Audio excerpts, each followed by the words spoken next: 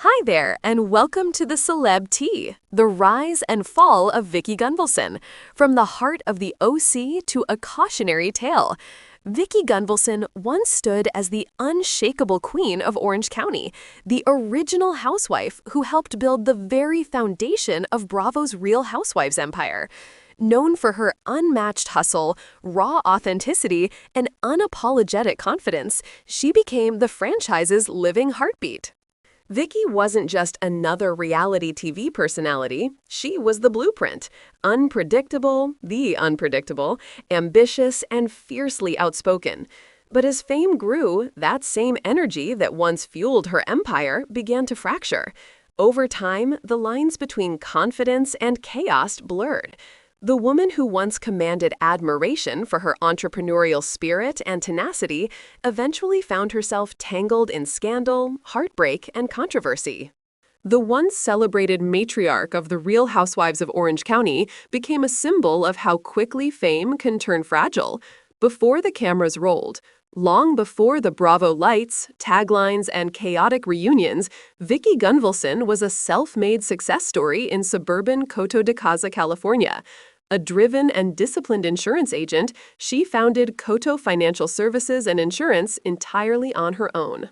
She was the kind of woman who refused to be ordinary, unpredictable, a detail-oriented professional who treated every client like family and demanded respect in a male-dominated industry. Those who knew her then describe a woman whose ambition was relentless. She wasn't chasing fame, she was chasing security, success, and independence. Her identity was built on hard work and accountability, not glamour or gossip. That grounded reality would later collide dramatically with the artificial world of reality TV, the perfect casting choice. When Bravo launched The Real Housewives of Orange County in 2006, Vicki was the perfect fit. She embodied everything the network wanted: confidence, wealth, emotion, and authenticity. She was raw and real, often filmed selling insurance policies by day and engaging in fiery arguments by night. To viewers, she was the every woman who refused to filter her feelings, part business mogul, part drama queen. Early fans of the franchise adored her for this very reason. Vicki didn't pretend. She laughed loudly, cried openly, and never shied away from confrontation. Her outbursts weren't calculated, they were human. She became the face of a new kind of television star, one who wasn't acting, just reacting. Fame's double-edged sword, but reality TV fame comes at a cost. The same traits that made Vicki captivating, her drive for control, her perfectionism, her emotional intensity, eventually became her downfall. As the seasons passed, the line between her real life and her TV persona started to fade. The hard-working entrepreneur who once built her business from the ground up was replaced by the OG of the OC, eventually a brand under constant pressure to perform. By the time the cameras rolled into later seasons, Vicki wasn't just living her life, she was managing her image. The drama became bigger, the stakes higher, and the emotional toll heavier. Her conflicts with co-stars turned personal and public. Every argument became a headline, every mistake a meme. As one former castmate once remarked, Vicki stopped being Vicki. She became the role she thought people wanted her to play. The Brooks Ayers scandal. Perhaps the biggest turning point in Vicki's story came with her relationship with Brooks Ayers. What began as a seemingly romantic storyline quickly devolved into one of the most infamous controversies in Bravo history. Friends, castmates, and even fans questioned Brooks' integrity and Vicki's judgment in defending him. During one memorable argument, she was told bluntly, "He's not a good guy," but Vicki refused to hear it. Her loyalty blinded her, and her defensiveness alienated nearly everyone around her. When allegations surfaced that Brooks had fabricated medical records to fake a cancer diagnosis, Vicki found herself at the center of a media firestorm. Her co-stars accused her of enabling him, while she insisted she'd been deceived like everyone else. But by then, the damage was done. Her credibility, both as a friend and as a public figure, had taken a massive hit. The storyline dominated headlines and overshadowed everything she'd built. Friendships turned feuds. The fallout from the Brooks scandal left deep scars.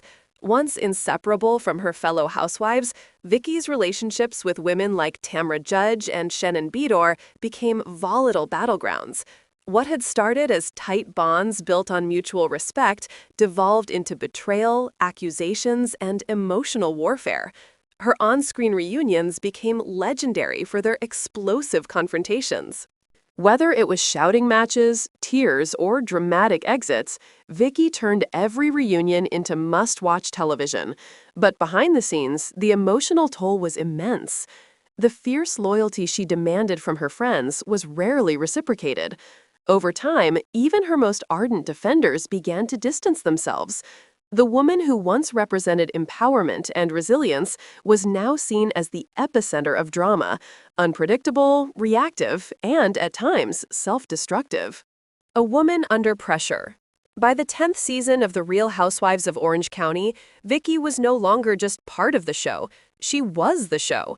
Her emotional breakdowns, volatile arguments, and unapologetic outbursts kept audiences engaged, but they also revealed a deeper exhaustion.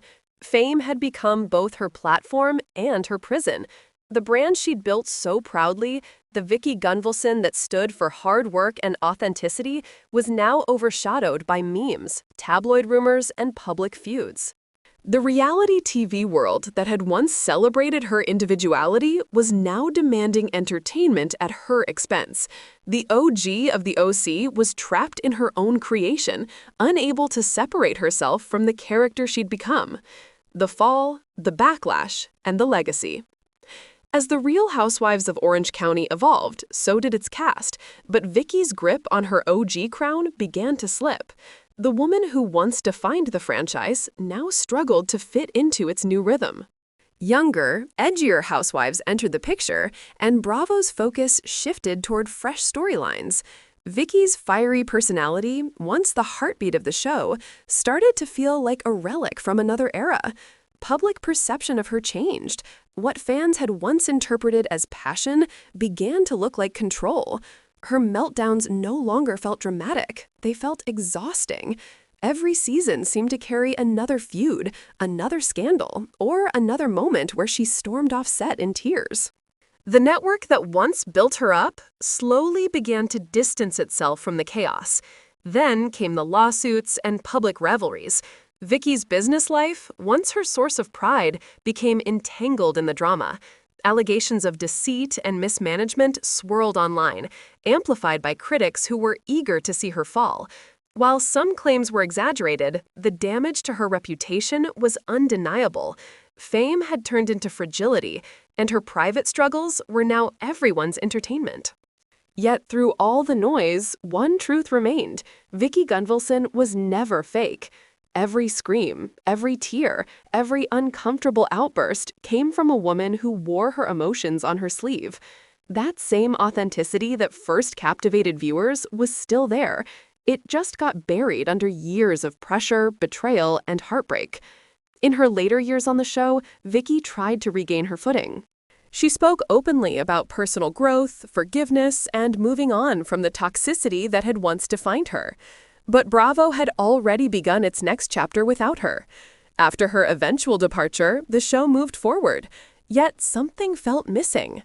The chaos, the laughter, and the sheer unpredictability of Vicki Gunvalson had been the soul of The Real Housewives of Orange County. Today, her legacy is complicated but undeniable. She remains the original force who made the franchise what it is, a pioneer of unscripted reality drama.